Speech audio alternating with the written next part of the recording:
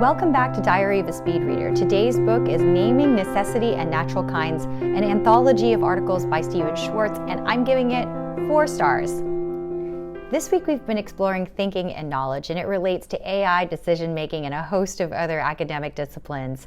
This book is from 1977 and represents where the field of philosophy was at in trying to get a hold on what was at the time called reference theory. That's the idea that just because we're using the same words, we may not actually have a clue what each other is saying. Given all of the craziness that's happening in civic and social change, this might have been front and center.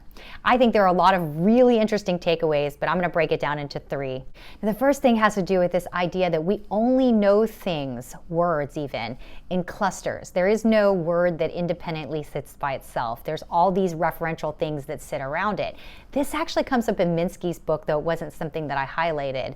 In this book, they talk about things like gold. What is it exactly that tips the scale for us to actually call it gold? Is it the color? Is it the fact that you can exchange it for money? Is it the shape? Is it the size? What is it precisely if you were going to draw it in like Pictionary, or if you were going to express it in some other way? And then there's the idea that it differs from culture to culture. Now, the second thing has to do with this idea that we are extremely comfortable with naming things in a way that is a complete falsehood. So, for example, this week we've talked a lot about Gödel, and if you can imagine, this is not true, but let's say it were true that actually his wife had come up with the theorem and not him.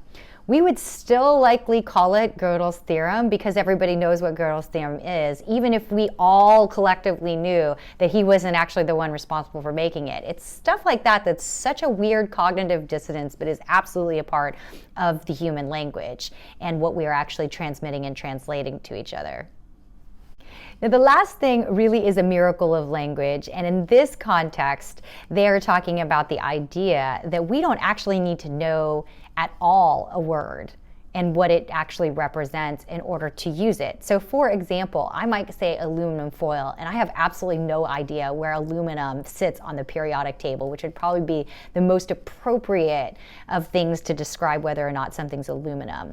I use words like that all the time, and so does everyone else. So if we can do that, then imagine how much the words actually both do and don't have meaning, and what is the nature of that meaning.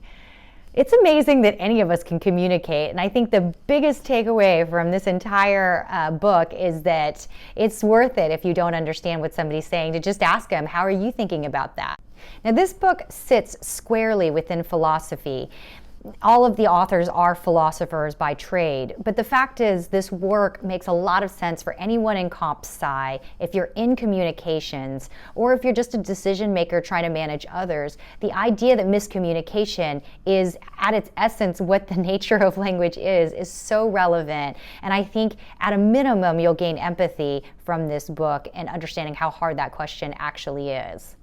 Speed reading stats, this book was 277 pages. It took me 54 minutes to read it. I want to give a shout out to archive.org. I mean, this is a great website if you're not used to it or if you've never seen it. Definitely check it out. Lots of great books, also audio files and just historic information there.